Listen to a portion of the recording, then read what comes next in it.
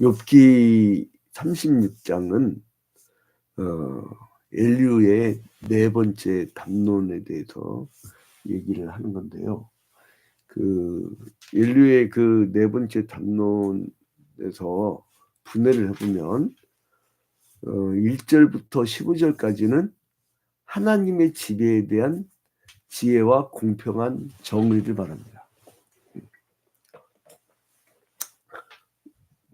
근데 그 사람의 개념은 보편 타당함이 있으나 욥의 상황이 적용하기는 너무 무리가 있다.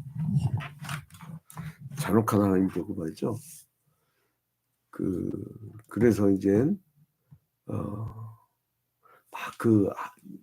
굉장히 영광스러운 하나님을 얘기하는데 인정머리가 없는 하나님 만들어버려요. 우리가 참 이게 입이 달렸다고 자기가 생각한 그것을 이것이 하나님이라고 규정을 줘요. 하나님이 우리를 규정해야지 어떻게 자기가 하나님 규정합니까? 그래서 우리가 규정할 수 있는 것은 성경에서 나타낸 것까지만. 그래서 성경 해석학, 개혁주의적인 성경 해석학의 핵심적인 게 뭐냐면 성경이 가는 곳까지 가고 성경이 멈춘 데서 멈추고 성경이 말하고자 하는 것만 해석한다. 자, 이제 이 엘리후의 이 태도를 보면요. 엘리후의 태도를 보면 오늘 욥기 36장에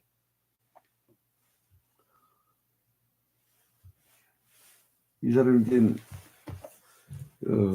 2절부터 3절을 보면 이제 36장은 엘리후의 네 번째 답변이라고 있죠. 욥기 36장은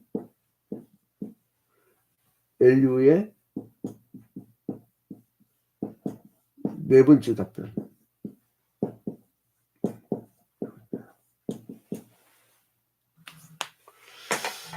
자, 근데 여기서 엘리후가 이제 네 번째 접어들면서 인생과 우주의 넓은 지식으로 하나님은 정의 하나님이라고 옹호를 해요.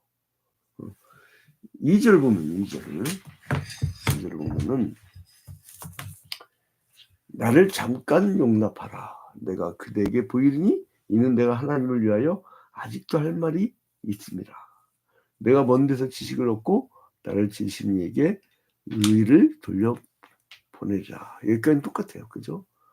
하나님의 의만 드러내려고 한다.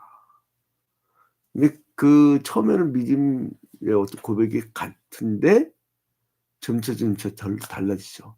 여러분, 이단이란 게 달을 이자 끝단자잖아요. 그러니까 끝이 달라. 그처럼 기승전결, 이 논술문에서는 논리의 일관성이 있어야 되는데 이 사람은 이제 15절까지의 하나님의 정의와 사람에 대한 섭리 이런 것이 쭉 얘기를 하죠. 5절부터 보면 하나님은 능하시니 아무도 멸시하지 아니하시고 그의 지혜가 부궁하사 악인을 살려두지 아니하시며 고난받는 자에게 공의를 베푸시며 그의 눈을 의인에게서 떼지 아니하시고 그들의 왕들과 함께 왕좌에 앉히사 영원토록 존귀하게 하시며 혹시 그들이 족쇄에 매이거나 환난줄을 얽혔으면 그들의 소행과 악행과 그들의 교만한 행위를 알게 하시고. 자, 여러분, 이게요 보편 타당 어떤 진리를 얘기를 하는데, 근데 이 엘리후가 욥한테 얘기를 하는데 보편 타당한 얘기예요. 이거는 어떻게 보면 그냥 텍스트죠, 텍스트. 근데 욥이 과연 공의 하나님이 죄를 지은 자에게 벌을 내리는 그거였습니까? 그러니까 이 텍스트상으로 자기가 맞는 얘기였는데 욥이라고 하는 콘텍스트에 들어가면 틀린 말이에요. 틀린 말. 틀린 말. 틀린 말이에요. 자기는 맞는데 이 상황에서는 틀려.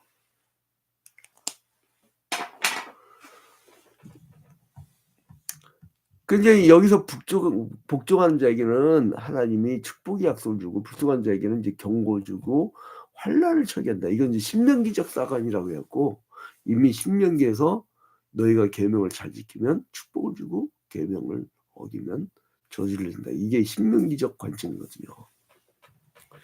근데 하나님은 의로우시다라고 얘기하면서, 아까 첫 번째로는 이미 나왔죠. 고난받는 자를 위하여 의를 행하시고 의로운 자는 존귀케 하시고 계속 그 의를 지키고 계신 하나님. 두 번째로는 그러니까 의로운 하나님. 이 사람 얘기하는 게 첫 번째로는 하나님은 의로우시다. 두 번째로는 환난을 사람들에게 유익되게 하시다. 환난을 하나님이 유익되게 하시다. 이렇게 얘기를 해요. 세 번째로 형벌의 결과는 공정하다. 형벌의 결과는 공정하다. 이런 얘기를 해요. 반듯한데 이 상황에서는 틀린 얘기예요. 여러분, 한나렌트라는 철학자가 그 아이만의 예루살렘이라는 책을 지었는데, 그게 뭐냐면 나치 시대 때 그 홀로코스트, 감옥에 갇힌 유대인들을 학살을 할 때 이 사람 출근하면 가스실을 이렇게 올리는 거예요. 그럼 사람 막 죽죠. 내려 그러면 내리는 거예요. 그래서 이제 전범으로 사람을 가장 많이 죽인 자로서 이 사람의 재판을 갔어요. 한나렌트가 기자 생활도 했으니까. 근데 이렇게 보는데 깜짝 놀란 거야. 그렇게 착할 사람일 수도 없고 술 담배도 않고 아주 깔끔하고 돈 한 푼도 허투루 쓰지 않고 아주 모범생이더래. 그 모범생이 국가에도 충성을 다한 사람이야. 그 모범생이 대량 학살에 앞잡이가 된 거예요. 그래서 그 한나렌트가 뭐를 얘기하냐면 악의 평범성이라고. 악의 평범성. 지금 엘리후의 답변이 반듯하게 말하는데 도움이 안 돼. 왜요? 나는 이렇게 보니까 사랑의 마음이 담기지 않아서, 영을 불쌍하게 여기지 않아서, 그냥 이것이 하나님의 법이야 딱 던지고 끝나는 거예요. 순종하지 않으니까 네가 멸망당한 거야 이 얘기예요. 결국은. 그래서 이제 이 고난받는 자를 위해서 이제 하나님이 심판을 행했고, 그다음에 악한 납자들을 벌하시고 의인을 돌봐서 귀하게 여기신다고 쭉 아까 얘기를 했죠. 근데 이제 의인이 만약에 환난에 처했다 그러면 이게 하나의 그 훈련인 동시에 징계를 내린 거고, 또 하나님이 가르치는 거다. 그러니까 이거를 잘 청중하면 축복을 받고, 청중치 않는 자는 하나님의 뜻을 분별치 못한다. 그래서 이제 이 사곡한 사람은 환난에 처해도 기도하지 않고 하나님을 도리어 배반하고 오히려 진노를 쌓는다. 이렇게 얘기를 해요. 그래서 이제 이런 사람은 젊어서 죽는다. 그래서 14절에 그들의 몸은 젊어서 죽으며 그들의 생명은 남창과 깨있더라. 여러분, 죄지면 다 젊어서 죽습니까? 우리 대한민국의 그 과거 친일파들은 그 무슨 독립군처럼 일찍 죽거나 신사참배 거부했던 우리 그 주기철 목사님 같이 일찍 죽지 않고 끝까지 늙어 살았어요. 내가 아는 친일파 대표적인 목사님들 있잖아요. 90 넘게 살고 100세 가까이 살고 잘 살아요. 그러니까 이 논리가 안 맞다는 거죠. 하나님께서 이제 이 환난을 보내는 것은 사람을 구원하고 하나님 뜻을 깨닫게 하는 거다. 그러니까 네가 뭔가 죄졌다 이거예요. 그래서 이제 16절부터 20절까지는 드디어 이제 욥에게 막 적용을 합니다. 그래서 17절에 보면 이제는 악인의 받을 벌이 그대에게 가득하였고 심판과 정의가 그대를 잡았나니. 여러분 이게 욥한테 지금 뭐라고 하고 있어요? 응? 네가 악인의 받을 벌이라고 했죠. 심판. 그러니까 이 욥에 대해서 엘리야는 악인이다. 응? 그리고 벌을 받는다. 이렇게 얘기하잖아요. 근데 천상에서는 이건 땅에서 지 눈이고 천상에서는 하나님이 사탄한테 뭐라고 그래요?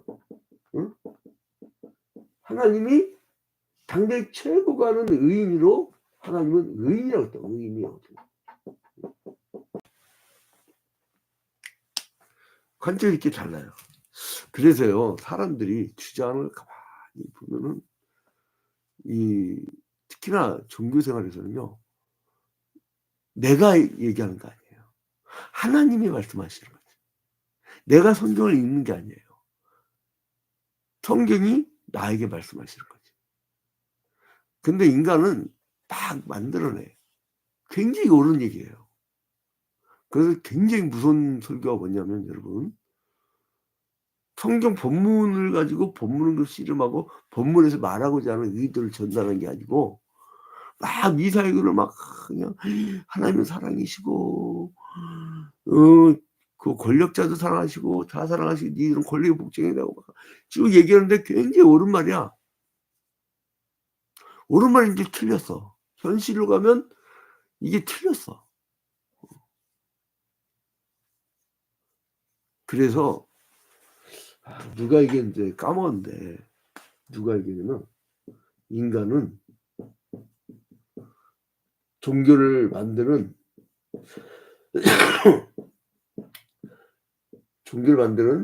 공장이다. 이렇게 다 옳으니까 자기들이. 그래서 이제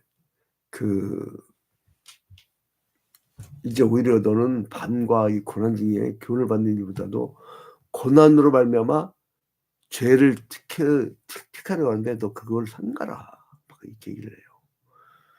그래서 또 이제 하나님의 유형과 막 그 능력을 막 얘기합니다. 22절부터 보세요. 그리고 절대자이고 하나님이 공의로우시다. 23절에 누가 그를 위하여 그의 길을 정할 수 없느냐. 누가 말하기 쉽게서 풀이를 행하셨다 하시리라. 그대로 하나님께서 하신 일을 기억하고 높이라 잊지 말지니라. 인생이 그의 일에 찬송하였느니라. 하나님의 지혜와 절대적인 거, 그 다음에 공의로우신 은혜의 우월성 이런 걸 찬양을 해요.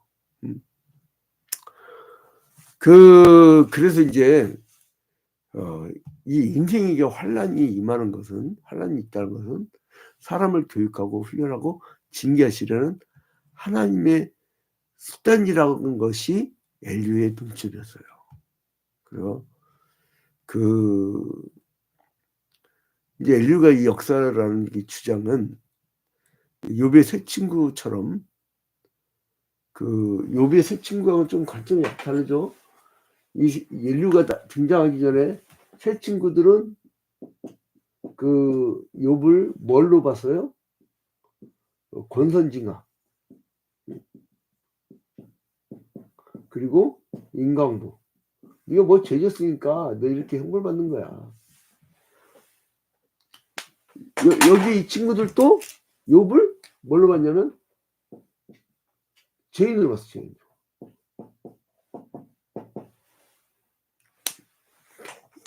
의인 되신 여러분들은 하나님께 의롭다 칭해주기 때문에 의인이잖아요. 근데 여러분들이 의인의 고난을 겪고 있는데 여러분에게 죄인이다 악인이다 막 평가를 할 그런 경우가 있었죠. 그죠? 자, 근데 아무튼 환란은 이 죄의 결과인 형벌이라까지는 엘리야는 얘기를 안 하는데 그래서 하나님은 환란으로 사람의 교만한 마음을 알게 하고 저에게 돌아오게 하시니까 청종하고 잘 섬기면 형통한 날이 올 것이다. 그러니까 어떻게 보면 이렇게 36장 들으면서 좀 네 번째 답변은 좀 성숙해져요, 이렇게. 근데 제가 말씀드렸죠. 이 사람 주장한 텍스트는요, 많은 신학자들이 그냥 인용을 해요. 왜? 포팩 타당하니까. 옳은 얘기니까. 근데 옳은 얘기인데 현실엔 적용하면 맞질 않아. 제가 일제시대 요즘 많은 자료들을 보고 있는데 왜 그러냐면 우리나라 기독교가 친일청산 무다고 넘어왔어요. 우상숭배 큰 범죄를 저지르는데 그걸 어떻게 10계명을 어겼는데 어떻게 그걸 그냥 넘었을까? 나는 아니 한 번도 심판 안 했더만. 오히려 일제시대 때 신사참배 거부한 목사님들을 그 국가의 불충성이 있다고 일본 제국주의죠. 불충성이 있다고 면직을 시켰더라고. 내가 그걸 지금 하나하나 파악했고 이제 나라도 청산하고 역사 기록 남기고 천국 가려고 그러는데, 자, 여러분, 이제 우리가 이 현실에 있는 사람들이 당하는 그 고통이라는 건 이렇게 말할 수가 없어요. 저 같은 경우는 책을 냈잖아요. 제가 목회하기 전에 제가 글쟁이였거든. 저는 먼저 교계 기자를 먼저 했어요. 이 목회를 하기 전에. 언론을 먼저 손댔는데, 근데 이제 여러분들이 그 회사에서 목사님다 야근해 그러면 내가 한 말도 안 해요. 내가 그게 뭔지를 아니까. 원고 마감날 밤을 몇 번 새봤거든. 정말 사람 죽어요. 근데 일 시키라면 그렇게 일을 시켜. 우리 교인들 가운데 낮에 일하고 또 저녁에 일하는 사람도 있어요. 그게 왜냐면 일 시키니까. 또 그 직장을 잘 해야 돼. 고난. 근데 여러분, 그래도 인류 얘기를 가만히 들어보면 하나님이 그래도 그를 찾고 매달리고 그의 말씀을 듣고 또 듣고 말씀을 사모하고 하나님을 사랑하면 여러분 하나님이 형통의 날을 주실 줄로 믿습니다. 그래도 이제 은혜된 사람은 이런 좀 말 같지 않은 얘기를 하더라도 은혜를 받아. 근데 마음이 길가나 바위나 가시덤불 같으면요 어떤 씨가 떨어져도 받아들이지 않아. 옥토 같은 사람은요 애기가 할렐루야 그런데도 그냥 은혜를 받아도 눈물이 다 나요. 그게 이제 나의 옥토. 오늘 새벽에는 그 욥이 이걸 받아들이고 또 자기도 반성하고 이런 이제 그 절차가 나오는데 우리도 그 하나님 말씀에 청종하고 되돌아보고 그래서 갑절의 축복을 받는 여러분 되시기를 주님 이름으로